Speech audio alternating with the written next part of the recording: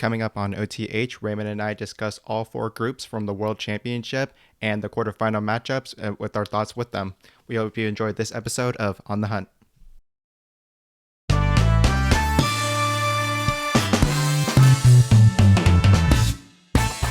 Welcome everybody to On the Hunt, a League of Legends podcast.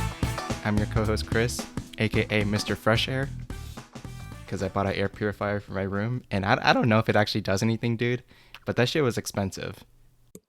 Then it's doing something, dude. Don't ask the question. Just say like it is amazing. Fake it till you Yeah, make it, you know? and I think I have some sort of like weird psychological effect where I'm too worried to return it, because what if it makes my air bad? I don't know. That's Who true. knows? That's true. But I'll at least I can say once a year the air gets pretty bad, and then it'll be useful at that time. Yeah, that's a good call. And joining me on this episode today is our other co-host Raymond. What's happening, man? Not much, man. You know, just been playing some New Worlds, watching the NBA started back this week. I'm into that.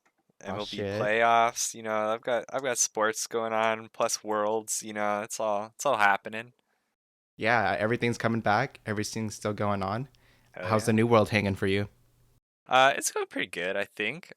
I've just been leveling up. I'm like level 26 now, I think, which isn't too crazy. I'm definitely not like end game or anything. But it's enjoyable. I like it. How's how is the stability like? Does I mean is I know that's a weird question, but is it play fine? Do you Yeah. disconnect at all or anything? Oh no, I haven't had any issues with like disconnecting or like login queues. I started like after it was like super crazy in the first week or so. It was like I think I was like week 2 or 3 when I made my character, so it's been like totally normal for me. Just like I log on and play for an hour or two or whatever, and then can get off and fine. Yeah, that's the way to do it. I know a couple of MMOs have launched, and then they're just plagued with those kind of like server issues from day Yeah. one, and that makes people fall off. I know of Oh, a for game sure. called like Bless that my friends were trying to get into, and they just literally couldn't log in or even play with each other on day one because the servers were just so whack. And then that game is gone now, by the way, so it doesn't exist anymore because Because the they launch was screwed so it too bad. trash. Yeah. Yeah, like too bad. And they had streamers wanting to play that game as well. They just no one could play it. Jeez, It was that it's it was pretty tragic, bad. really. Yeah, I think I've played WoW on like expansion release days, and I kind of get that, but it's never been that bad. You know, it's just like I have to sit in a queue for 6 hours or whatever before I can play, and then once I'm in, it's fine. For sure. Pretty much the same for me too. Just been chilling with Final Fantasy 14, playing Nice. some TFT here and there, and I think I played a couple of games of Earth still. I like that it's still around. I don't know if it's gonna go away soon. Um, now that it's gonna be patch day pretty soon, or yeah, I guess I don't know if it's already gone because we're recording on a Wednesday. Here, I have the client open. Let me check. It's still there. You can still queue up for Earth. Let's go. That's what I like to hear. So yeah, I've just been messing around in League. Nothing too serious. I told you I downloaded Legends of Runeterra. I still haven't opened it, but it's there. It's on my phone. Dude, come on your phone too. I was gonna say if it's on your PC, I get not opening it, but on your phone, that's a great time killer game. IMO. Yeah, I think that's why I want to at least give it a shot because you told me sometimes it can last like 4 or 5 minutes, and I think that's what I'm looking for. Yeah, and you can play against bots too and stuff, and that's easy peasy. And then Yeah, you don't have to be like totally devoted to it either. and actually, what kind of drew me to want to download it is I just kept seeing like splash arts of the cards, but like it's of stuff that's in League, like let's say like Academy Caitlyn or something like that. But like Hmm. Academy Caitlyn and Legends of Runeterra is like actually super beautiful with how much Right. different splash arts that they have on there. So that's kind of what drew me to want to download it. Hell yeah, dude. Give it a shot. I'm telling you, open it. Yeah, maybe I'll give it a shot soon. Maybe on my iPad as well. But we're here today to discuss League of Legends. Wait. Hold Specific. on. Before we go, have you seen any of the new TFT stuff? Oh Set yeah, six. Are yeah. you excited? Not really. I actually did play one game on PBE yesterday because I'm Okay. on top of that shit, Okay, that's and what you it's didn't it's say pretty it, cool. so I thought maybe you weren't. But like, yeah, okay. No, I guess that's actually an indicator of how like not hyped I am. that I just forgot about it. Damn. I mean, I'm excited for a new set to come out. Not that I'm done with the current one. In fact, I had taken a break from the current 5.5, so I actually haven't played it for that long, and I'm not bored or frustrated with it per se. So and I like the current one, and they had made some changes to this new set 6 so far that I'm already kind of bummed about. But other than that, it's there's some cool things about it, and it'll just have to grow on me for now. But Yeah. also, if there's just too much stuff thrown at you that I would have to learn, and I'll deal with it when it goes to live. I don't think I'm gonna mess too much on around on PBE in That's these coming fair. That's weeks. fair.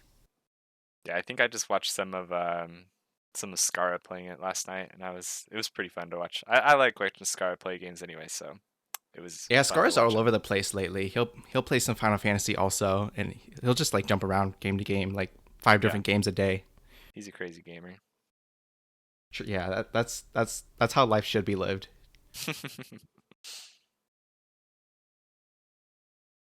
Now we can talk about some Worlds 2021.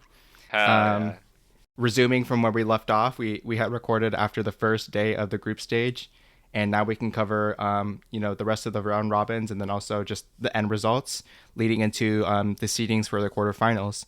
Now that we're recording on the next week, I think the way that we're going to take this is just we're going to go by group, how the results panned out, maybe how some of the storylines as well as the games went along.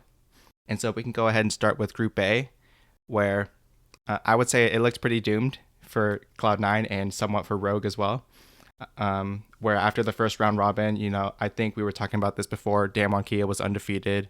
I think even FPX were 2-1, having Hmm. lost only to Damwon, and then Cloud9 was sitting dead last, having lost to Rogue. So it was looking pretty doomed. And I was very down on the NA spirit, to be honest. After I think it was Wednesday night, Yeah. and then we came back on Friday where because they take breaks on one day in between, and then they come back and they just finish out each day group by group. So Group A started first last Friday, and where do you want to start from there? I don't know, dude. I like it's been a little while since the day, so I don't need to go game by game. I don't remember like how each one played out, but if you want, like, basically we ended up with Cloud9 doing the miracle run. They beat FPX and Rogue, and FPX had the miracle crash where they like completely managed to not win a single game against Rogue and Cloud9 and Damwon. So we ended up with an undefeated Damwon, and the rest of the teams tied at 2 and 4. Where we are going to do a three-way tiebreaker for the last spot. I don't know, like that. It was pretty crazy. I think it's just crazy to me, just from there, how FPX managed to not win a single game against anybody in that second week. Like, I feel like going into the tournament, it was this group was like the most locked down group like in the history of groups. It was just like Damwon's gonna win, FPX is gonna win second probably, or they might switch if FPX is having a good day. And Damwon did their part, and FPX just decided, nah, we don't need to try. I don't know. It's kind of tragic. Yeah, ultra tragic. Like, yeah, I that's what I was paying attention to as well. It looked like FPX didn't, and not that it didn't look like they just actually did not win any games on the second part of the round robin. And yeah, were there any games that stuck out to you throughout Cloud9's miracle run who they would end up winning a tiebreaker against Rogue, which I happened to watch on that day live. I Yeah. guess we can start there. That's probably my favorite game and the only game I got to catch in its entirety, start to finish. Where it was a crazy game, and it was. I mean, are there any particular parts of that game you want to talk about, or I can just go ahead and say what stuck out to me? Yeah, you go for you, dude. I feel like I've watched enough League that I don't remember like these games on their own. I'd have to be looking back at it, but go ahead. Yeah, fair enough. That's fair. I would say actually watching this game, it's weird to say, but I'm pretty sure that like I feel pretty confident in saying Cloud9 made it to the quarterfinals because of perks. And I don't feel bad about saying Oh, that. And it's this is the LeBlanc game, right? yeah, this is the That's LeBlanc fair. game where it's Cloud9 versus Rogue in the second tiebreaker in Group A for the second seed, and Perks was just like feeding and then feeding himself and then inting and then like just doing awesome plays on LeBlanc, catching Hansama like off guard and making him blow flash last second and stuff like that, and then just getting caught a couple of minutes later where like Yeah. it might cost his team the Baron or something like that. And not it's but I, especially in this game it really felt like this game the Perks was a difference maker in this game of like win or lose. But I'm Yeah. starting to feel like yeah, I mean, with anyone who plays from mid lane, the mid laner is pivotal to the team, obviously, just Right. given the position of the role. But given Perks' gameplay throughout the world stage, and specifically brought about by this Cloud9 versus Rogue game, it made me realize I really do think that Cloud9 is doing so well because of Perks, whereas I don't, and I'm just assuming intangibles here, but I don't know if, for example, Niski's gameplay could do this for Cloud9 or something like that, for example. I mean, I get what you're saying, but at the same time, also, like Niski was the reason that two of his junglers got MVPs, right? Like, True. so I wouldn't trash on Niski so bad, especially when he looked so good on his team too when they didn't have their like main AD carry, uh, in this world. So I'm not gonna trash Niski, but I know what you're saying. Um, I know what you're saying. I think it's I'd be still wary. I think the rest of Cloud9 is still pretty fucking good as well. That's all I'll say. I think clearly Perks showed up on day two here, or the second round robin for them and pulled them through. But I think there was a lot of there's still a lot of work being done by the rest of their team. Like I like this Cloud9 because I think that they're all pretty good at pulling their weight in the series. Like I think this was I'm pretty sure the beginning of the day was Blabber like hard carrying a couple games. I mean I think Perks was playing TF and it was just like setting up Blabber like that's part of the game plan. But Blabber going nuts, beating up Inspired, beating up FPX with doing B and I think I heard that Tion actually had like he was playing injured or something. Like there was a bunch of shit like going on with him and um, their whole team because of that, which I saw that sucks. too. Yeah, sucks for FPX, but you know, not everybody. I feel like there's some degree of like it's still fucking LCS and LEC. Like FPX is world fucking champion. Tion is a world fucking champion.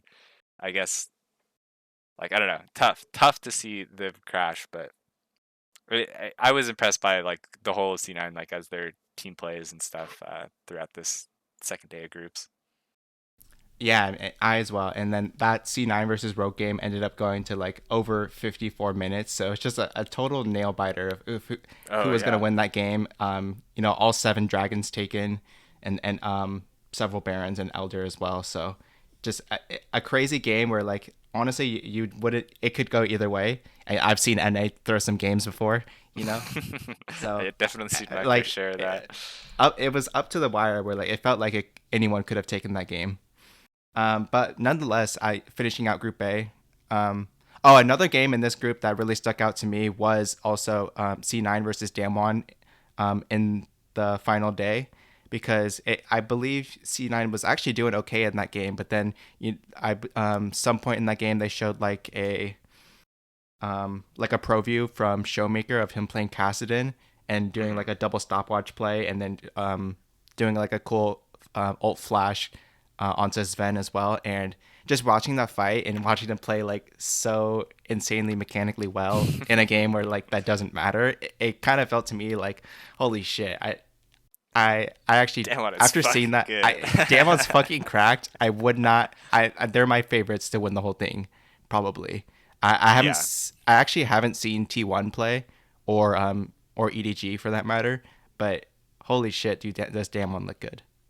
yeah. I would say that that C9 game I think is a tough one because the beginning of the game I think was like in my opinion that was a big draft difference in terms of just the fact that the game went to late game and Damwon had like obviously the way better draft for late game. Like it was like Kassadin and who they have. I mean just Kassadin on its own. I'm gonna find the draft real quick here. Yeah, Caston is all that I Kassadin remember on as its well. own. Kassadin got to level 16, and then there was also like Showmaker playing Kassadin. Here, hold on. They had Cassidy, they had Jax. Khan was going pretty nuts on that Jax pick, and I think he like I mean it was into TF. He was going against Fudge and just looked like he had like a way better grasp of the matchup or was able to find like early leads with it. Um, that was just really skewing things for Damwon. Um, and then I think that like just yeah with Kaisa with TF you have so much single target priority, and I think that like having a Shen to shut it down. Anyway, Damwon had like the way better draft, I think, in terms of just how the comps matched up, and then even though C9 got like some early leads, they were hanging in there for a while. It just felt like after a certain point, it was just like if you haven't won already and it's not 10k like gold lead for C9, and it never was going to be against Damwon, like this game was heavily skewed in Damwon's favor. So it felt it felt rough because it went long and it made you feel like, oh, they have a chance, and then you lose, and then you have to go to tiebreakers because of it, and then it's like the scariest part of the whole like day is that you're now going into a three-way tiebreakers. I think they lucked out that they had the fastest average win time, so they got like seeded in that second game, and they had time to cool off from the grueling like Damwon game where you're just getting like choked out and then choke slammed by Showmaker. So Yeah. um, yeah, I don't know. It was somewhat promising, but still hard in the context of the day. Definitely hard to play. Yeah, so just to wrap up Group A, Damwon finished in first place 6-0. Cloud9 are next with a 3-4 record after all the tiebreakers. Rogue finished in third place at 3-5, and Fun Plus Phoenix finished out 2-5 in this group. Any parting words for Group A? Uh, dude, let's go. This group. I was glad this was the first day because it felt like let's go the West. You know, it's like Damwon.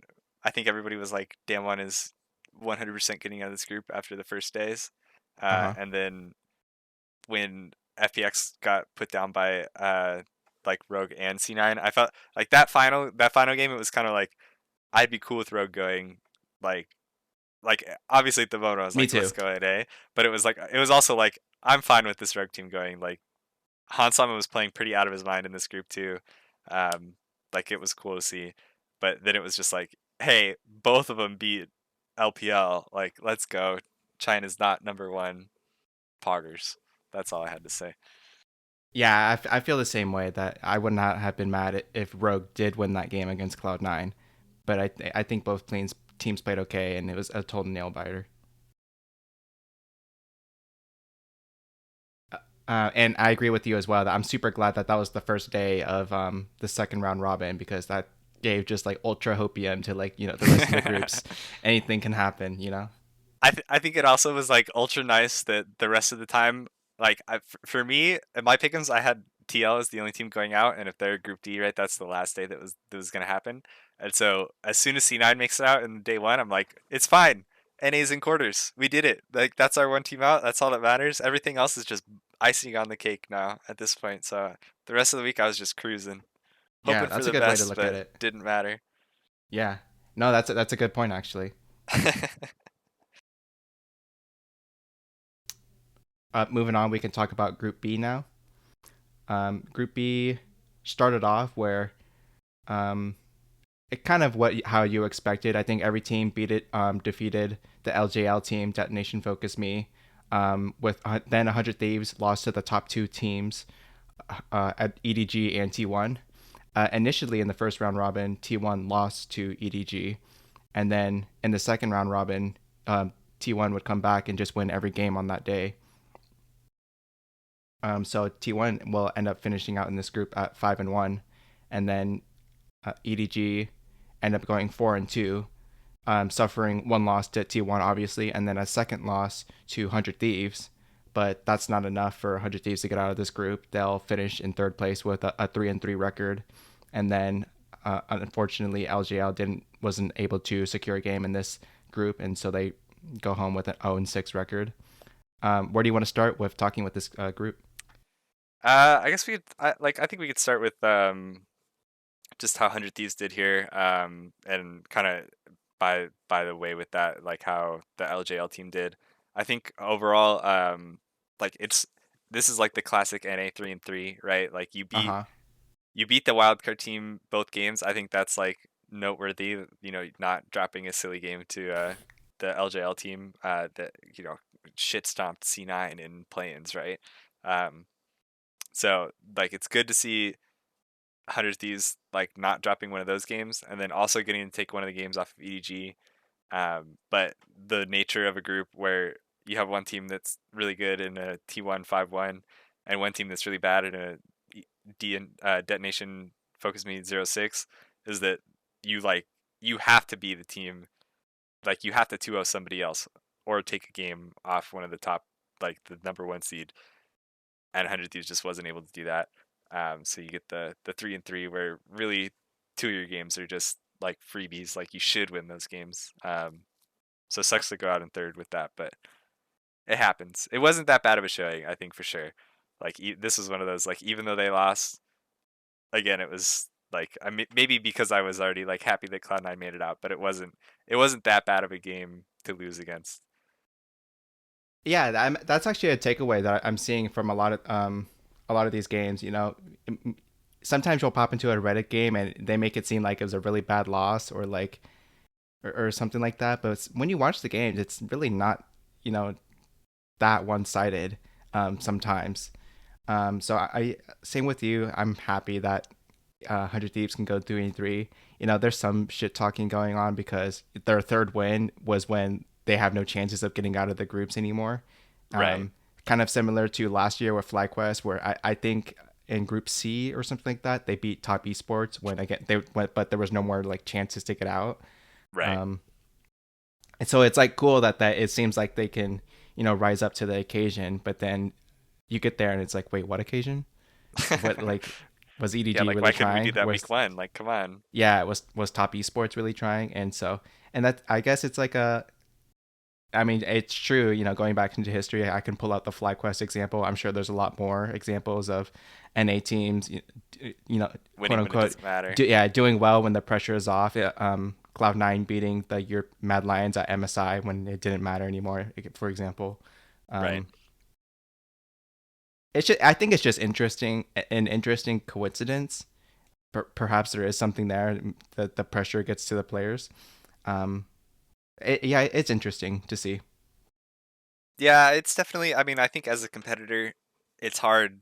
It's hard to separate it. Like, I'm sure. I'm 100% sure that EDG was still trying to win that game. Like as in this specific example, like that was a decider for whether or not there were tiebreakers for first place, right? And you Right. see the rest of the groups, or you've only seen one group so far, and it's Damwon went 6-0 as they're the first seed. There's no way I want to be a second seed and have any hope of drawing Damwon in quarterfinals, right? So I'm Yeah. playing for first seed here, and like I think that's a consolation that like you have to give 100 Thieves. Like there's no way that there wasn't effort being put in from the other side. But then also like that's the nature of like competing in tournaments like this is you're gonna have nerves. It's gonna be tough at the beginning, and I'm sure that once you like lose a game or two, or you're eliminated, that like that has to go away. This is their last game of the tournament, something like that, and it's just like, man, let's go home and party with Lil Nas X and feel good about ourselves, not like just super down about it. But while we're still here, we'll play our hearts out. So like that's just how it works. I don't think you can always eliminate that. Like that's the nature of being like a human player here, and not just a total emotionless hands robot typing on a keyboard. Yeah. And so, with the way that this group turned out, T1 in first place, EDG in second place. Like you said, EDG we got close to making a tiebreaker for first, But are you in the end? Are you happy with these two teams getting out, and do you think they'll do well in the quarterfinals? Yeah, I think so. I think these are probably. Uh, I think a spoiler. I picked both of these teams to win their quarterfinal matchup. I think T1 looked pretty good. I think EDG is like um, the better what's the word, LPL team that made it out of groups. Um, like they've The only, yeah. no RNG made it out too from Oh, Group true, C. true. So yeah, just one of two, which is surprising in itself. But yeah, I think I think both these teams are pretty good, and like minus DFM, like this was a pretty good group for them to show each other's strengths. Plus they traded games against each other. I think it's a good group to pick out um, as or a good way to measure their skills. Also, this was the only group that I got perfect in my pick'ems. I'll say that. Every other one I only got one team right, but this one I was like, hell yeah, that's what I thought. Pretty awesome. Yeah, so Group B just looks like a standard uh, end result of Worlds kind of group, where Right. the Asian teams LCK end up greater on than top. LPL, Yeah, greater and than then and NA, then greater than wildcard. NA Easy didn't shit the peasy. bed too hard, so that's what we can be happy about. True. Um, but and then moving on to Group C, there's a bit more chaos here, where RNG would finish 5-2, Hanwha Life Esports would finish 4-3, PSG would go third place 3-3, and then Fnatic are in last place at 1-5. Uh, because there's no NA team in this group, I'll be honest, I didn't have a lot of incentive to pay attention to this group. But I think there's a Yeah. lot to talk about here with Hanwha Life, PSG, and Fnatic. I would say, fighting for second, um, given that RNG are in this group, the MSI champions. But how did you feel about this group? And we talked on Monday that Upset would be replaced by Bean. But Right. did you catch any of the Fnatic games by chance? I think I saw a couple of them on that final day. It was like, yeah, I don't think I watched too much of this group just by nature, knowing a team and just how things worked out along the week. But yeah, I don't think I watched too much. I think Fnatic, they looked okay on that second day. The week one was like pretty tragic from the bits that I saw and read. But week two they kind of grabbed their shit together. It seems like a lot of the like weirdly this was like the most drama filled group from the outside, but mostly just because of Fnatic and the shit that was going on. Plus we have like PSG Talon still having the weird shit with like their manager leaking scrims information or something like that. It's just like kind of weird overall. um but yeah, in the end of it, same as you, I think I'm most surprised that Hanwha like made it out of this group. That was my hot take of this group, is it was going to be Hanwha in last place in my pick'ems, and that did not happen. But yeah, I'm a little surprised to see them pull it together as well as they did. Like Chovy was still going absolutely nuts, and the rest of the team picked themselves up around him. Uh, even I mean they went to a tiebreaker with RNG for first, right? So again, like a pretty close group. Uh, but yeah, I think it was good to see Hanwha like make a showing for themselves. Um, I had PSG as my crystal ball pick to win Worlds again. Just I think that was kind of random, but I thought it was a decent chance. Didn't Yeah, let's happen. talk a little Sorry, bit more about PSG. Were you impressed with their performance in this group? Are you happy with where they ended up here?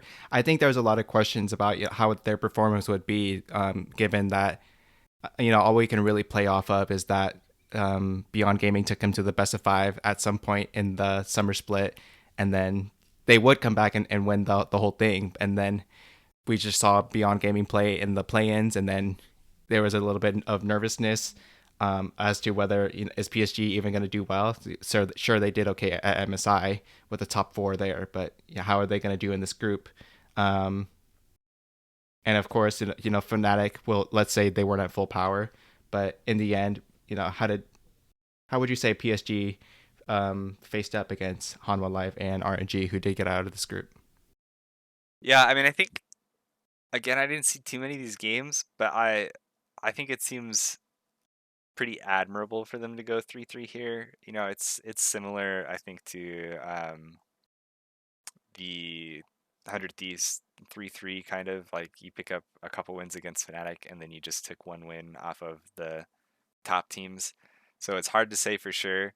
Um, I don't know. I really would have pinned them for a better showing based off of their MSI performance. Like I think they should have, had a better chance. I mean, they should have had a better chance against Hanwha to win both games, I think. Um, and I think that they probably could have won a game against RNG. Again, uh, like that seems to me like the most obvious part. Like that's the best avenue to win that group is or get out of that group is to win one of your games against RNG. Like you played against them at MSI, you should have a better read on it. Like you should be a better team now too, and it doesn't happen. That's kind of disappointing. But I don't know. Again, these were the games that were always at like 5 a.m. This group's games, so I rarely saw them. Yeah, that makes sense. Any parting words for Group C? Let's go Chovy. That's all I have to say for that one. All Even right. I don't think I have Hanwha Life winning any quarterfinals matchups, but I'm in for it if Chovy does. Yeah, I hope to see if Chovy and Def do good in a best of five. And then finally, well, we have Group D, which is the most chaotic group out of them all, which was kind of predicted per se. Like, I think anyone could have looked at this group from before it even started, and you could think, I felt like anything could happen here. Yeah, Especially knowing that LNG has to come into this group after the play-ins, and then and if the first seed here being Mad Lions, the EU first seed, yeah. and then everyone else is just strong teams from throughout the world. Um, I would say that the way that the first week panned out, it was looking a little doomed for the West, if I can recall correctly. I think Genji and LNG were doing pretty well with Mad Lions and Team Liquid having gone 1-2, I think, after the first round robin. Yeah, I think first round robin left us with two teams at 2-1 and two teams at 1-2. So it was like it was worrisome that it was Mad Lions and TL at the 1-2 mark, but also it's a one game difference between everyone in the group. It can't be too bad. Yeah, it can't be too bad, and that's where we can start. Where pretty early on in the day, Team Liquid had a game against LNG, I believe, and they were able to beat them, Hmm. and that that of course that sparked the whole hopium for Hopium, the hopium, West. hopium. And I think after that, Team Liquid would go on to. I think they They played Gen G after that.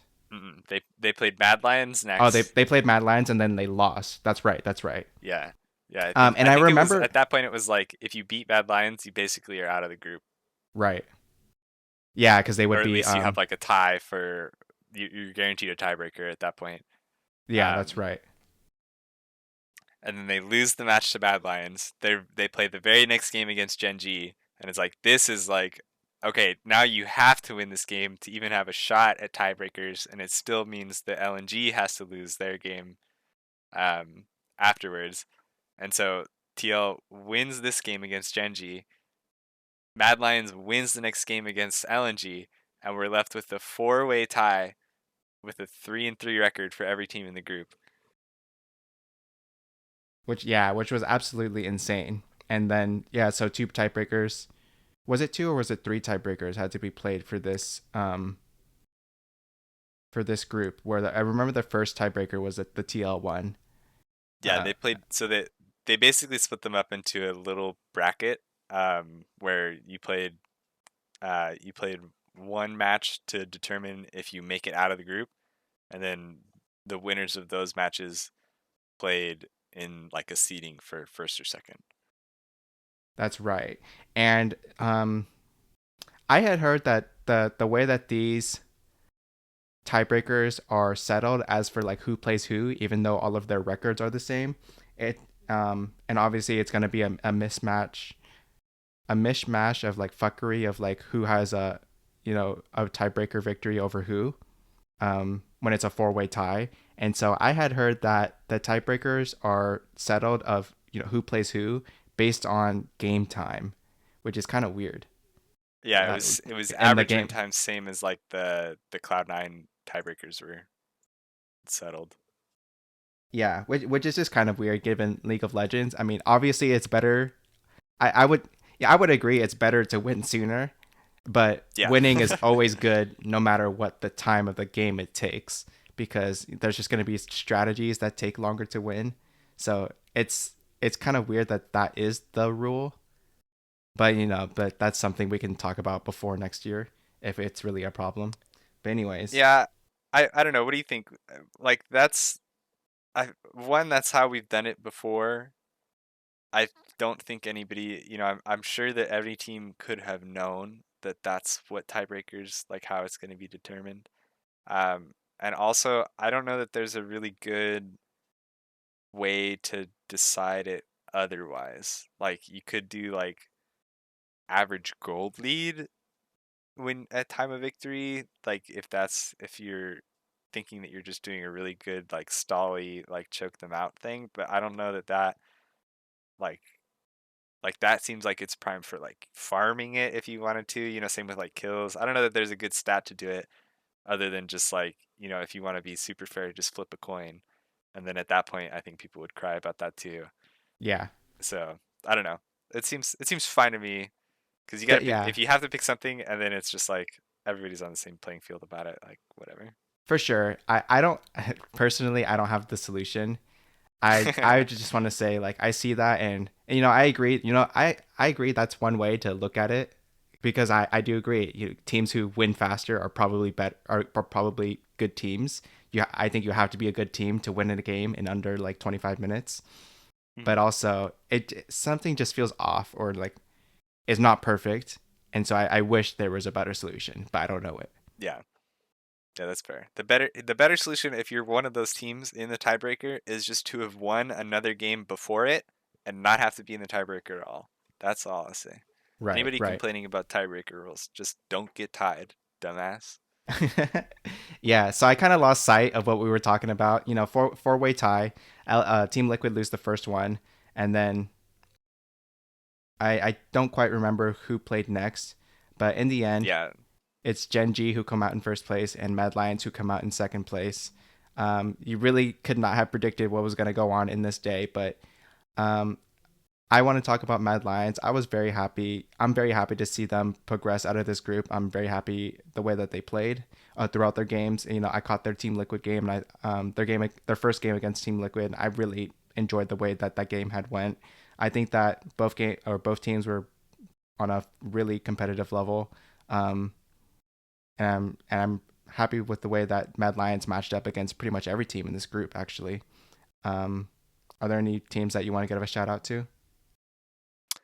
no, I think you're right on the money with Mad Lions. I think also I will give the shout out to TL as this is an NA podcast. God bless NA. Like way to go TL. This was a tough group. I think we can talk all we want about the shit that TL kind of went throughout the whole season. These are still like this is like the 15th stage game that TL played as their main roster like since June. Like it's kind of wild. Um, so I was still pretty happy with how they played in the group overall. Um, again showing up that like they're a pretty strong team matching up against Genji and LNG at different points throughout the group. Um, I don't know. Yeah, the it's tough. This group seemed really tough too because by the end of it, like the tiebreakers at the end of the day is just so rough. Like seeing it go down to just like another like one game matchup to decide groups. That this one felt bad. I think being TL like against Genji, where maybe they would have had a better matchup against LNG, and then you don't like both teams get eliminated and you don't know which one is better, or like if TL like would TL have won against Mad or LNG? I don't know. Like I don't know. That feels tough to have it down to like one matchup against one side, um, and not know how things fared on the other side too. But there's no way you could have played more games on this day. Like that was wild in its own. I think Carzy said something after the day. It was just like, I'm so fucking tired. Like that last game they played against Genji for just the seeding, like the first or second seeding, they just at some point they were just like, it was for fun gaming, but in a worlds match that actually mattered. But it was just like no one cares. We're so tired. Just send us home. We made it to quarters. Yeah, I think I want to give a shout out to Team Liquid as well. I watched the Team Liquid versus Mad Lions game, and I was really happy with the way that they had performed. I'm a little disappointed that they didn't grab the win in the end, and I'm a little disappointed in Tactical's gameplay throughout the second round robin as well, where it really kind of hit me. This is Tactical's second time at the World Championship, and In just I three spit, in just three splits, three competitive splits. yeah, which is awesome. With the only team that he's ever played on being Team Liquid, and um, kind of shooting ahead to the future, I'm wondering to see if TL wants to decide if they want to keep Tactical because d- domestically he's been doing awesome. I would think, or I would say, but with this being his second showing at the World Championship, I want to know if whether or not TL are thinking about looking to get a replacement for the AD carry position. Um, just a little food for thought that I was kind of thinking when, yeah, I guess there's not a lot of AD carries in North America, especially since TL doesn't have any import slots open. But just something that I was thinking about of like, I think it's worth the question of like, wait, so we gave Tactical a shot 2 years straight at the World Championship. It's time to decide: is he World's caliber? I'm not sure yet. Yeah, that's a tough one. I think I if I'm like the GM of TL and this was my job, I would make a heavy case to just try to run this roster back as long as I can. Um, I think I think you're probably right that if they decided to make a change, it would be to replace tactical.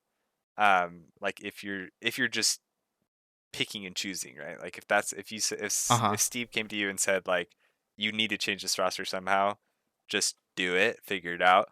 I would change tactical, and that would be like that's just straight up like it's 80 carry one. It's probably the most plug and play role. You have Core JJ. He's gonna make any ADC look good. You could go and pick Keith McBrief and bring him back to LCS and play with Core JJ, and it'd probably be like he's still like a top five ADC, and you're gonna win at least one split. Like it's probably fine with the rest of this team. But I think there's a lot to be said about them not getting to play as a full roster, as a full five for a big portion of summer. Uh, Not getting to play with their full five even at spring playoffs. Like these they. I think you could make a good case that TL should have been just like outright won both splits this year, and they didn't because of outside factors essentially. And if I'm Alfari and you paid me a bunch of money, and I'm Jensen and Core and you paid me a bunch of money, and I'm Santorini's probably getting paid a bunch of money too. Like when you signed me onto this team, I probably wanted to play with these people that we're playing with now. And if we didn't get a fair shot, if I felt like I didn't get a fair shot to play with this five, I wouldn't want you to break it up either. Um, Again, unless Def said like, "Hey, I want to come to NA," and Core was up for it, or Ruler said like, "Hey, it was fun getting dinner with Core, and I want to come back and play with them because we won a world championship together." Like, then like, yeah, I'd do it, and I'd figure out how to find Jensen his green card or whatever it took to make that five-man happen. I guess it's Alfari or Core, right? I would figure that out, but I think on its own, I would make a heavy case to just keep this team as is and try and run it back as long as none of the players want to quit or like don't like each other, which I kind of doubt. There's issues there. Yeah, and I think I had talked about this a couple of episodes ago. Like the whole point of some of these, organizations in the LCS is um, they want to do something big at Worlds. They want to make a deep runs at Worlds. But the problem is you have to get to Worlds first. And do I think that Tactical being on your roster, I think Tactical can bring TL to Worlds every year. No issue. It's just whether or Yeah. not can he perform on the world stage to be we'll look back in the history books and think holy shit Tactical was a good player, or is he just a double lift version 2 unfortunately.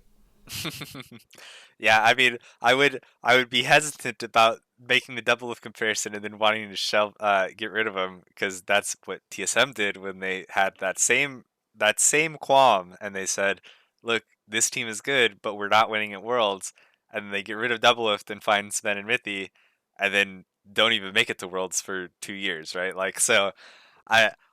I don't know. It to me, I really think that this is that point in time now where teams should be mature enough and orgs should be mature enough about like actual like continued growth as a team and as players, and this is like a really good roster. I think that I wouldn't break up just because year over year I think I have better pieces to find. Like there are exceptions to this rule for any team, like again, like if Chovy said I want to be on this team, you might drop Jensen because you could find Chovy. If Ruler said I want to come play with Court, you might drop Tactical to go get Ruler on this team. But like I'm not doing this. Even if Danny said like I'm gonna come play for TL, I don't know that I get rid of Oh Tactical just God, for yeah, Danny. yeah, no, I'm Like I'm with you. like like those, it's so hard to be sure that upgrade to a team like this would be better when you haven't had like a full year to play together and make this like I think it's so easy for one tournament, one worlds, to be a fluky kind of worlds, and I think this is kind of a fluky worlds for them. Like you showed you're as good probably as Genji and LNG, like a top 3, top 4 Korean and Chinese team. Like that's a pretty fucking good team, and I think tiebreakers don't show that one of them is better or worse. You showed you're as good as the best LEC team, right? I don't know. That's where I'd feel like it sucks that you didn't make it out of quarters, but it feels pretty good that you're still a good team. I don't think I would change anything if I had the choice. Yeah, I hope so too. I would hope that Team Liquid, the organization, doesn't want to make changes. And I hope that all of the players want to give it another shot for another time as well. And overall, I'm happy with their performance as well. Just like 100 Thieves, the Team Liquid won 3-3 in this group, like you had talked about. And I think that's a fine record for some of the players in this team. Like we were saying, like Tactical Santorin and Alfari, they've never been out of groups. Only Core JJ and Jensen have. Okay, well, Alfari did. He made it to he took SKT to 5 games, but I know what you're saying. Right. For some reason, I knew you were gonna say that to me, but then I feel like I forgot at the same time. Um. Yeah, So I yeah, think I think yeah, it just feels worse, and it has to feel worse because it's like the fifth straight year of TL going 3-3 and not making it out of groups, right? Like it sucks to say, like you feel like you're better, and you want to say that you're better, but like what proof do you have if you're still 3-3 in groups and didn't make it out? Like that's the tough question. yeah. And if anything, this year was probably the year because the group was not imbalanced. It was pretty close overall. Right. So that's our huge spiel for Team Liquid for like the last 10 minutes. But yeah, in the end, Team Liquid bomb out in fourth place, if you would say bomb. And then to wrap it up again, Genji are the first seed out of Group D, and Mad Lions are the second seed. And I'm overall pretty happy with that. Well, not happy, but I'm content with that. That Mad Lions would get out, and then I'm not surprised it's just another Asian team up there with them. Yeah, I agree. I don't know. I do. This is the one team that I feel like bad. I like of all the teams that make it out of this group, I felt kind of bad that it was Genji as the one seed, especially like Uh huh. seeing them on the last few days. To me, it felt like yeah, it's still Genji. They first picked Yumi against TL, and I'm just like, man,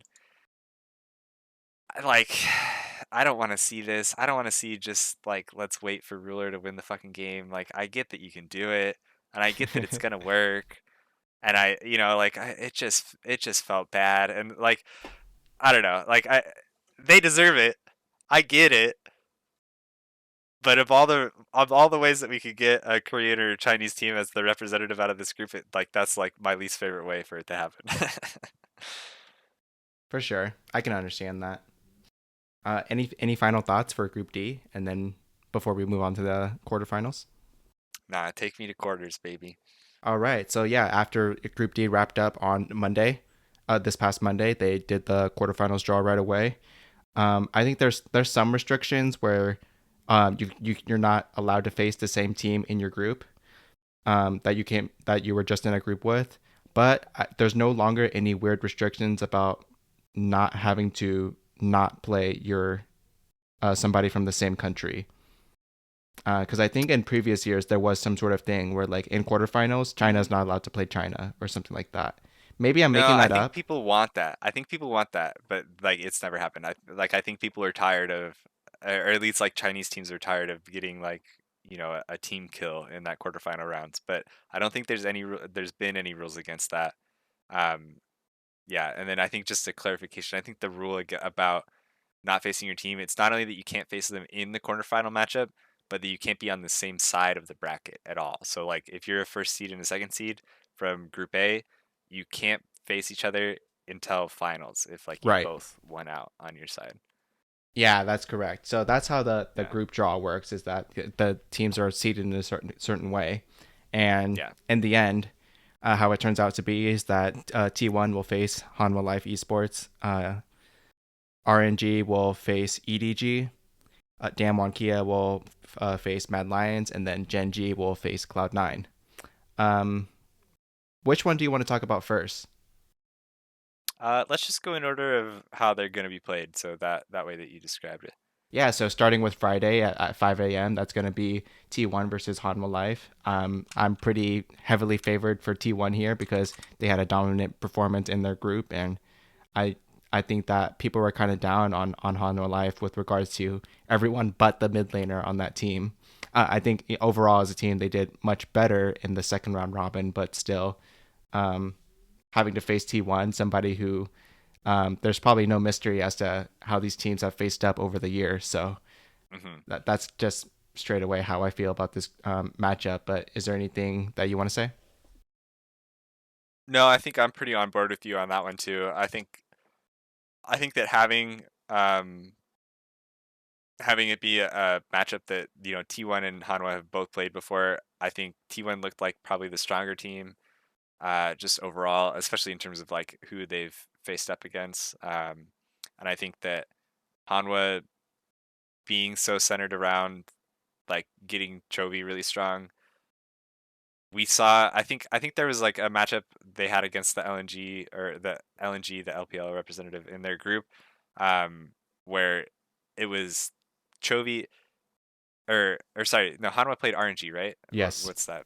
Yeah, Hanwha played RNG, and it's like the last game is the tiebreaker for who goes out first, and Chovy picks TF as like a counter to Galio in the mid lane, and it's like Chovy goes up like 150 CS by the like towards the end of the game, like he's absolutely dominating lane phase, doing like everything Chovy is used to doing, and then he like he's playing TF and the Galio is just like going nuts in team fights and around the map, and the rest of their team is like dominating, and RNG just walked away with the win, and it's like I can't, like, what do I do? Like Chovy didn't die, Chovy didn't lose any CS, but he's not winning the game. Like that's Was not that the enough. game where Always, like in the last fight Chovy wasn't even there? They're just like taking the yeah, base. Chovy's just like farming in a different Okay, lane yeah. and bases, or he ultis back. Yeah, um, like that's like that. I think that's not that's a symptom of the whole team. It's not like Chovy's fault. Like that's just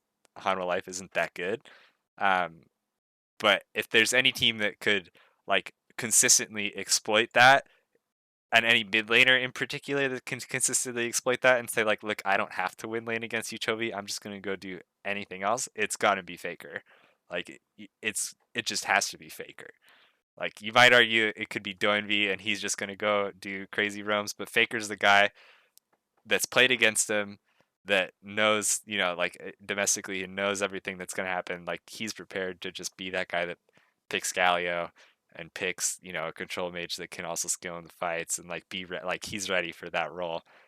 And I don't see how Hanwha can consistently in a 5 game series like make their strategy work against a team like T1. Yeah, that was a lot more in depth than I expected you to go, but yeah, I'm on board with all your points there. Anything else about this matchup? Uh, no, I think that's it for me. That's all I got. I think I'm same as you. I didn't actually watch that many T1 games in the groups, but like they came out 5-1 and I know that much about how it's gonna work out. Yeah, yeah. IMO. Um, Following up on Saturday, also at 5 a.m., is going to be RNG versus EDG. This is a series where I'm not too sure how this one is going to pan out. Um, and I think this one could just be 50-50 because I think both teams have some really good strengths going for them. I'm really impressed with how Xiaohu's been playing throughout this World Championship, even picking up weird stuff like Syndra top. I think they have a variety of strategies that I'm excited to look forward to and see what they pull out, even though they're facing against the number one LPL seed in EDG. I want to see if anything's changed from the summer split to now for these two teams having to face each other in the quarterfinals. Yeah, I think that'll be interesting. For me, I don't know too much about it for sure. Like I'm not as well versed in the matchup. I think I picked ENG or EDG for my pick'ems. I'm a at least enough of a Viper fan for it. Um, but yeah, I think this is one of those where as a not as an LPL fan, I would be sad that it's EDG versus RNG now. And like you've seen this matchup, these are if you feel good about these teams, you feel bad that one of them has to lose now and doesn't get to play against Damwon or something. Um, so I don't know. It'll be interesting, I think, to watch or fun to watch. But actually, I want to get your opinion. I had this talk with one of my other friends, and it was as LNG was imploding out of Group D, just like most of LPL imploded in week two, and I said it like kind of as a joke, but also kind of like really how I feel, and I was like, I think that LPL teams are actually just all no brain, all hands teams, like huge monkey brain, and it only looks good in LPL when they play against each other because like both teams do it, and so you'll have sick fights, but they're like half the time fighting over nothing, like they're just fighting in their own like or in the enemy red jungle when they really shouldn't be, like when they're behind, like you shouldn't take this fight, but they're doing it, and then like it makes it look like crazy, like they're doing all this sick stuff, but then they play against like teams that have kind of brains and similar hands, and you just it looks like they're just madmen trying to throw the game or do stupid shit, and the other team doesn't accept it. I don't know. I I that's where I feel like this matchup might be fun to watch because it's the LPL versus LPL style. Whereas if it was like against Damwon and Damwon just was like, "You guys are stupid little ants. I'm gonna step on you and go on to the next stage," like that would be less intriguing. Yeah, I mean that's a funny way to think about it, and it could be possible, dude. Like, it could be possible that LPL teams have never had to do a Baron bait or Baron like stop taking Baron, for example, to like force the fight, like a Baron force to like force a TP or something. It's possible if they've Right. never had to do that because they just kill the other team before they start Baron, something like that, Or you know? because the other team just TP'd straight in before they even started Baron. They were just like, Yeah, "Yeah, let's go. We're fighting this." yeah. So They're not in even doing in it. a What? No, joking we're way, fighting. like that Yeah. could be possible. I do think that they do have some brains though. I think I've seen some like I will dominate review videos where he'll point out that like this team does this kind of vision setup and they force the other team to funnel through this um, portion of the middle bush towards dragon, and that this is like a textbook way that this team has that this particular LPL team forces other people to like into them around the dragon area. So I do think Right. that they have at least shown some brain, and both of these teams have mad experience on them. Like with EDG has Scout and Mako, longtime people on this team, and RNG has people like Xiaohu and even Gala, who is like who has played with this team for a long time, I believe. Especially when Uzi was taking breaks for like Chinese New Year and stuff like that. Um, so there's a lot of experience that can be passed down throughout the years for these teams. Um, so it's possible that uh, a majority of LPL teams are just like they're focused on hands first, so to speak, a strategy later, and then maybe other parts of the world they think they can just catch up with the brains rather other than the bronze. But anyways, I do agree with you. I'm looking forward to an LPL versus LPL match, and it is a shame because both of these teams are potential top four candidates, and it's just a shame that they have to fight now. Yeah. Any last words for this matchup? No, nothing for me. All right, and then next up on Sunday at 5 a.m., we've got Damwon Kia versus Mad Lions. I'm heavily favored Damwon, and again I think it's a shame anyone who draws Damwon because I think they're incredibly insane and they're gonna go straight top two in my opinion. Um, no, with no chance of like what's the word like choking. Like I don't even think that they can choke. I think Sure. they're All right. or at least like the lowest that they can perform is still like much higher than other people's average level. Peaks. Average. Yeah. All Yeah, right. yeah. Like other I got teams' you. average level is like is not Is damn one like barely is charting? Damon's like floor, like the least that Yeah. Damon could do, in my Right. opinion, having seen their gameplay out of Group A. So I'm extremely high on Medline or on Damwon, but that being said, um, I think Mad Lions is a good team as well, and I don't I think if Mad Lions could take one or especially two games off of Damwon, I think they could be extremely proud, and that would be a great performance to walk away from in this quarterfinal matchup. That's my spiel for Damwon versus Mad Lions. Is there any hopium that you want to give to the European audience out there? Baby, I'm just gonna say you gave me like everything you just said was pure fuel for the stance I'm about to take here. And I'm saying all the way, this is Mad Lions series to win. Mad Lions gives no fucks. They pushed Damwon to game five not 3 months ago at MSI. They're ready to come back and give them the fucking hammer. This is one of those where it's like, yeah, for all the teams that go back to their own region, they're like, yeah, spring split doesn't matter. It's just about making summer split and just about going to worlds. Mad Lions win and won spring so that they could go to MSI, get beat by Damwon just so that they could have like this rival, international rival that they could like grind against. They're like their practice room is just like posters of Showmaker like all around, like with X's drawn over his face, like this is what we're working for. And they didn't even prep in regular season in summer split like for any of their games. They were just like thinking about, okay, so after we win this game, we're gonna go think about Damwon and how we're gonna beat them at Worlds. So they're ready to like shit on them 3-1. That's my call. Mad Lions all the way, baby. Hopium, hopium, hopium.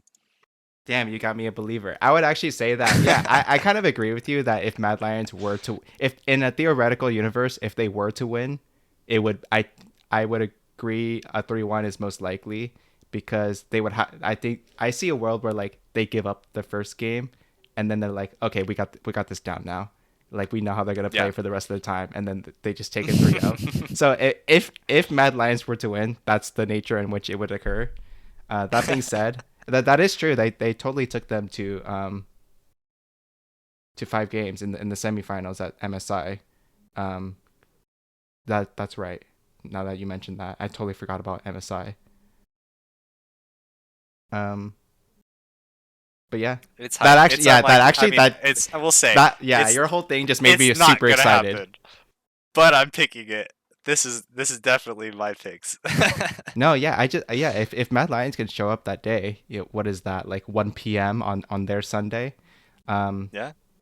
this could be a really good series, and I expect Damwon to be the winners of it. But maybe Mad Lions could give them a run for their money. You got me That's totally what we can hyped, hope actually. for. I think honestly, this feels like one of those like this will be the most fun.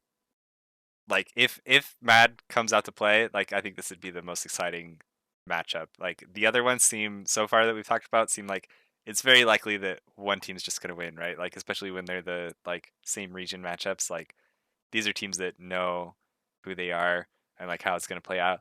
And then this one is a matchup like 3 months in the making that we haven't seen, where hopefully they're bringing out exciting games and stuff. Where if one team is better, you don't know right away, right? It's going to be a trade of strategies. Where the other matchups, it might be like, oh, just today, EDG is better than RNG, and that's just how it goes, and they're going to 3-0, and it's going to be boring. True. So I guess before we walk away from this, if Mad Lions were to beat Damwon, how big of an upset would you consider that actually? Because like you said, in the end, it's first seed LCK versus first seed EU. If it's not like the third seed of EU or something like that. It's not Yeah. Misfits versus T1. It's the first seed going against Right. Damwon. So if they were to win, like actually, how big of an upset is that? Because I guess now that I think about it, that's not the biggest upset It's not that's out ever the realm. happened. It's happened like at Worlds before, right? Like I mean G2 beating SKT or like I don't know. I don't remember who Fnatic beat to make it to their World Yeah. Finals, but like, it's not unprecedented that it's the no Korea team and an EU team in finals instead. Um but I think this one is pretty big just because of how not because of how bad Mad Lions looks. Like, they're probably a pretty good contender, uh, like in terms of strength at an individual level. But Damwon has looked so like ungodly this tournament and being like the defending champions. I think that that's where if they drop it and it's in any sort of like convincing fashion, then that's like a huge upset. Um, just by nature of how good Damwon has looked. I Yeah. don't know if I would go with like biggest upset all time. I'd have to think about what upsets we've seen before. But it would be pretty crazy. Yeah. In my head, I was comparing it to TL versus IG at MSI. What was that? 2019. Mm, I would yeah, consider that like top three biggest upsets, and so that's why I was trying to think if Damwon or Mad Lions winning over Damwon would be bigger than that. I think you gave some good points that Damwon is the returning world championship title owner, and they have looked ungodly at this tournament. Um, but in the end, it's not unprecedented, like you said, for the first seed of EU to cause some damage in the in this portion of the at Worlds. world Yeah, championship. Yeah, it's just I guess the name Mad Lions hasn't made any severe damage at worlds just yet, and maybe this is yeah, when they can start their history arc as well. So yeah, I mean that would be one hell of a way to give it a go after not even making it to the group stage last year. yeah. I would say also at that, like you said, that Mad Lions doesn't have like a lot of respect on their name as an org. This like a win like this would, I think, have to make people stop doubting the Mad Lions name. Yeah. Like I think winning spring, it was like, oh, that's a fluke. Winning summer, it's like, oh, G2 collapsed, or whatever excuses you want to make. Uh huh. It's like no one expects. No, I feel like they still aren't getting treated as the LEC number one seed. But if For they two beat that sweats. one, Yeah. you would have to say like, okay, this Bad Lions team is actually fucking good. Yeah, for sure. I'm totally with you. Yeah, because yeah, people still make fun of who's the top laner, Arma. Like people still make fun of him, and they Right. don't even take him seriously yet.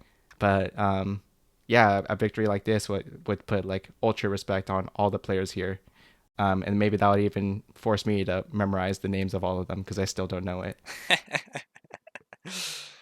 I feel like it's hard to remember Karzi and Kaiser almost just because their names are like close enough and it's too easy to like screw up the bot duo together.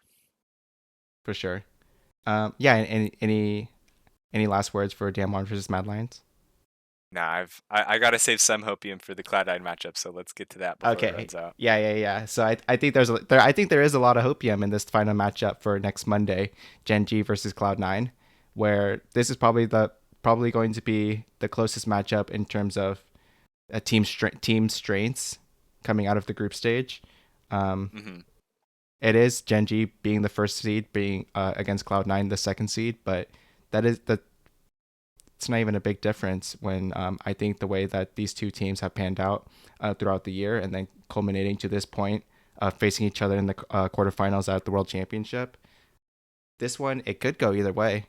And I'm not saying that because I'm an expert on these two teams' playing styles and each individual player's strengths. Um, Right. but I feel like I have a gist of what these two teams are capable of, at least. Yeah. So that's the way that I feel. I'm rooting for Cloud9. I wouldn't be surprised if it's like a 3-1 in Genji's favor, but I think Cloud9 does have a chance if they're at the top of their game. Unfortunately, it has to be at the top of their game. I don't Yeah. think like an average day of Cloud9 would be like a victory over Genji, but it's possible. And I think it's more possible against any others pull one seed that Cloud9 could have drawn. And so I'm extremely excited for to see C9 match up against Genji here. That's my whole take on this matchup. What about you? Yeah, I think I'm with you. Definitely, this is the best pool one, the best matchup that C9 could have drawn for sure. Um, just looking at the other seeds that we've seen, but I think that I don't know. My thoughts is that it feels a lot like the last time that C9 made it out of quarterfinals against Afrika, where you know it's a it's a Korean team, but definitely not the strongest Korean team, and I don't know that um yeah, I don't know that you're that afraid of them. They definitely feel like they have some weak points to them. It's a still a pretty ruler focused team. Um, I think that we saw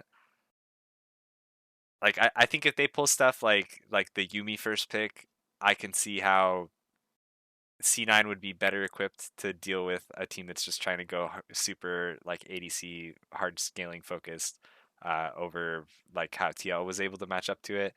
Um, and if TL is or if C9 like I'm thinking just basically just in that comparison between TL and against Genji in groups and like how C9 would match up instead, that I think C9 has a way more explosive early game and where they would get early game leads like with Blabber, where like Santorin was kind of put in early positions, but he was playing like champs like Trundle. You'd see Blabber on like Xinjiao or Rumble or Lilia or Lee Sin or something, and he would start to take over a game. Whereas um, C9 or whereas TL sorry had like a lot harder time converting those early leads, like those minor early leads, into an actual like game victory. So I'm feeling pretty hopeful about this matchup. I'm picking Cloud9 because my pickums are just going to look like I'm picking Cloud9 and Mad Lions until the finals, um, just for fun. But I don't know. I'm hoping it'll be a good series and Cloud9 shows up in the day. I think the other thing I'm like a little worried about is that it's the Monday game. Like that it's a Korean team that's a like slow play style getting 4 extra days to prep drafts against C9, and I think that's what I'd be worried about too. But I think C9 is pretty good with their coaching staff as well, that they should be able to be similarly prepared and have some tricks up their sleeves for a best of five. Yeah, that's actually a good point to make. That because the matches take place on Monday, I guess they'll have more time to scrim against other teams, and then I'm hoping that both of these teams don't get discouraged by scrim results leading up to their quarterfinal match. Specifically, C9. I mean, it's possible they're scrimming against these other quarterfinal teams and just getting shit stomped before they even place Genji, and that just like ruins their hopes. And then Blabber goes and does some monkey stuff and flashing for scuttle crabs in the first couple of minutes, um, or for red buffs, which is more appropriate for this world's. But I bet C9 and Mad Lions are just scrimming. And have you seen like there's been a few tweets I think of like how those like C9 had a tweet like or Mithy had a tweet like after like he was like after the first week we didn't like go home and do like beer shit. We just like we sat around, had a beer, talked things over.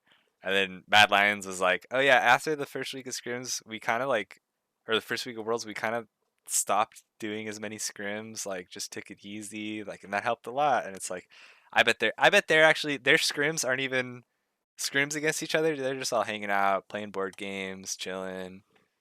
yeah, that I might bet be the that's way to it. do it. And you brought up a That's good the point strat. that like they're still in Europe. Like I hope even if Rogue is knocked out, I hope Rogue is still scrimming all of these teams, even if it's the Yeah. end of the season and there's going to be some big changes next season.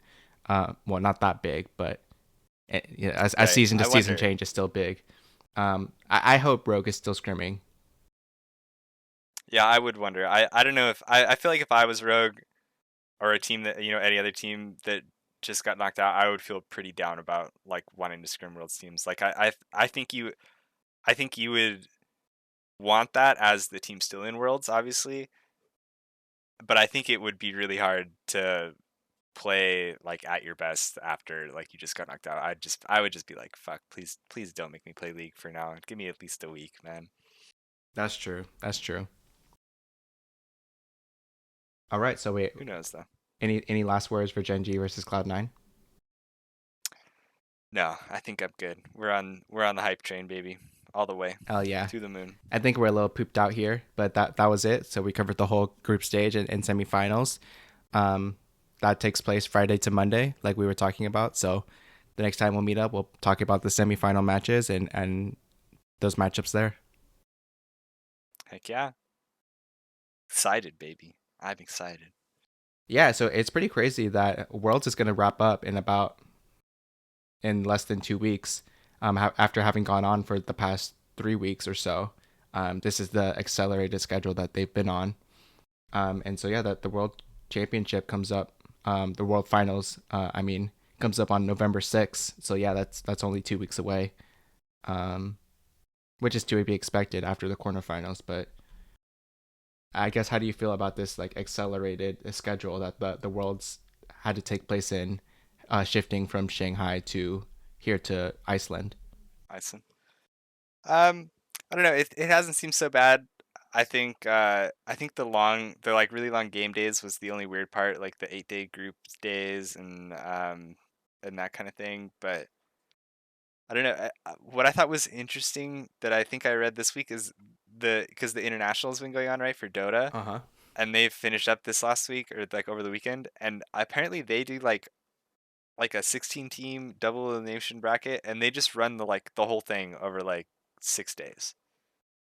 Like they do a week of groups or whatever, and that sees you for the bracket, and then it's just fucking game after game. Like they're doing like dual streams Yeah. for a double elim, like best of threes most of the way. Like that sounds wild to me, but I also feel like you could do worlds at a faster pace than like what it is now. Oh, definitely. And I was listening to Summoning Insight where they brought up a good point. Like, if ever there was a year to make some experiments to the format, it should have been this year because there's no traveling between play-ins to group stage to quarters, quarters to semifinal. You know how they would usually like Yeah, they shift cities or sometimes even countries or yeah, um when it comes to like playing in different places, like there's no travel time. There's just the only thing that these players are probably obligated to or just like the crappy shoots for videos and all of that stuff, which actually some of the hype right, videos I kind of like them, but they're also kind of lame where like they come out the day of that it's happening. right. That doesn't get me hyped for it. Yeah, I think I would I would almost not want to do a weird like especially if they're making it like more condensed, more stressful for the player. I wouldn't want to do that at a worlds where it's like you're quarantining in a hotel plus there's no fans. Like I think it would be exciting if you got to have like fan experience, and I think that'd be like energizing for players. But if you're just like if it's just yeah, let's do some crazy double elimination format with the top 12 teams or something, and you're playing, 8 best of fives or 6 best of threes and 2 best of fives in the course of like 7 or 10 days or something. Like I feel like as the player I would go insane and be like, why are you subject like that would feel like torture that you're just like you're putting these captive little esports gamers into uh like a squid game kind of torture device, like just to see who gets out of world championships alive, not even winners. Yeah, I could see that. Um, but yeah, some points you were talking about were really interesting. I think a faster tournament schedule, it would have to be done through like simultaneously playing matches at the same time, meaning two streams going on, which I Yeah, just I'm pretty sure Riot doesn't want to do that. They would right. rather every game is broadcasted on a single stream, um, which sucks because that means that we're gonna have these long drawn out days or drawn out tournaments that are a month long, which is crazy. And then Right. speaking of TI, I had heard that the team that won it all, they came out of the losers bracket thanks to double elimination to win the whole thing. So Hmm. that's pretty cool. Yeah. Yeah. That is pretty nuts. Um, yeah. Yeah. I don't know. It's a conversation for another day, definitely on what tournament formatting and that kind of stuff you could do. But definitely, I definitely would be open to doing some different world stuff. But I don't know. I honestly, I feel like I'd just be open to doing other tournaments. Do you know like college basketball and how like there's the NC2A tournament at the end of the year? No, not at all. So so like college basketball, it's like they pick like the 64 like best teams in the whole nation, which is like all like it's like 500 colleges that you can pick from to pick 64 teams. Like it's nuts. And like some you can qualify through like certain tournaments or whatever. But 64 teams, and it's just like a 64 team bracket. Like you play a match, you go to the next round. Like if you lose, you're out. So you can do, it's just like 6 or 7 rounds, whatever. But they have like there's like other tournaments, like if you're not one of those teams and you're like maybe like the second or third or fourth best in your division or whatever, or in your conference, you can play in like another tournament that's behind it. I'd rather we do like a sub worlds, like get me like people are talking about like whether or not we should have like fourth seeds for China or Korea.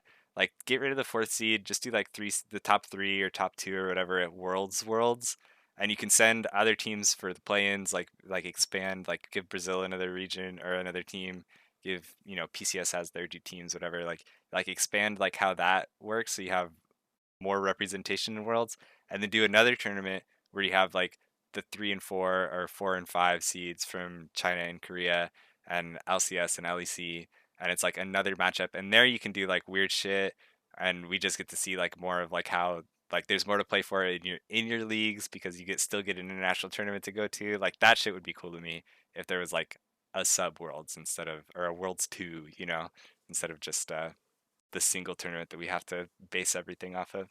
Yeah, yeah, and that would give opportunities to, like you said, more exposure of these of every team to international tournaments, and also just frankly, there's just some part of the viewership that will only watch certain teams. Like I bet your ass off a lot of viewership was potentially lost just because TSM and G2 didn't go to this Worlds.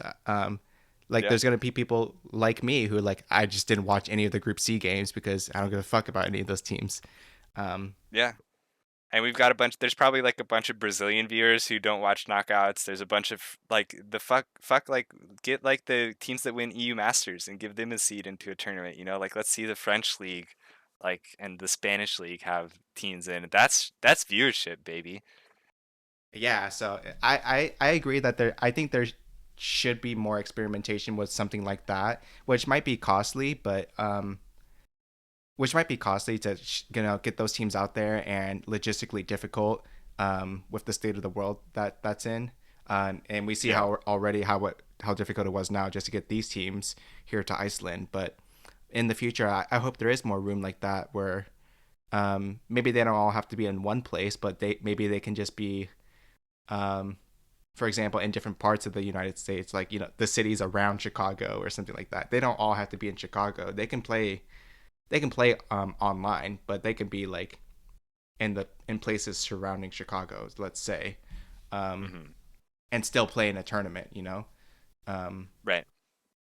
Maybe that doesn't make a difference because it's all like whether it's just different cities, it's difficult to get to the United States no matter what. But anyways, yeah, I would love to see something like that where Hopefully like come yeah, next like year. like you're saying, you're right. The like once the one Brazilian team or the one Turkish team is out, like I I guarantee a lot of those viewers are just turning out or just tuning out for the rest of the whole thing because they're one Right. anchor to from like it's weird to call it like nationalism, but like they're one anchor from like what represents them most closely is just like not in the tournament anymore. And so, Yeah, I'm not gonna spam Chovy is greater than double lift. Like, where's BRTT, dude? Come on. yeah, for sure. So yeah, I think you're right with that. There should be something else, and it is gonna cost a lot of money, but I will fucking watch it. So I'll tell you that the viewership, I'll be there if you do Yeah, it. true. Yeah. And my ad dollars, I'm a key demographic. Don't you forget that, right? That's gonna be the title of the episode, I think. I'm a key demographic. All right, dude. Anything else? Nah, that's it. Are we wrapping I'm this pooped up? out. All right. Yeah, that's gonna be it for On the Hunt, a League of Legends podcast. I hope you all enjoyed it, and if you did, be sure to subscribe on the podcast listener that you're listening to us on if you haven't already. I'm doing this off memory, so I don't know what comes next. I think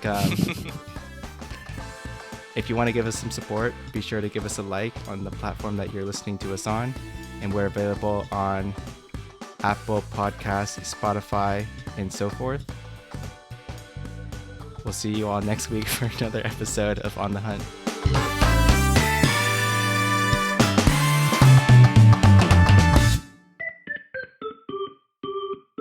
I think you nailed it, dude. Way to go. I think that was it. I don't see much else. Yeah, no, you're good. You got it. Play the music. Roll us out.